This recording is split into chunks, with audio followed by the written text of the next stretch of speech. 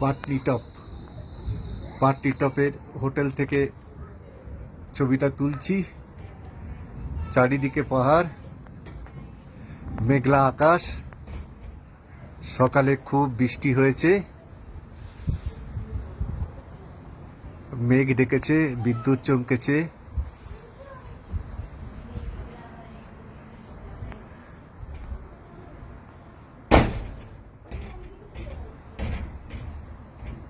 অন্ধকার করে এসছে, সারাদিনই ঝিরঝির ঝিরঝির করে বৃষ্টি।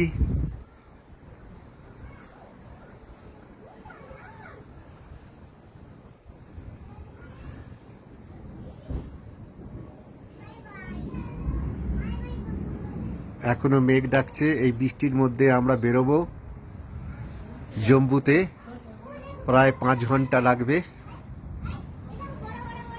কালকে গুলমার্গ থেকে ফিরে এখানে এসেছি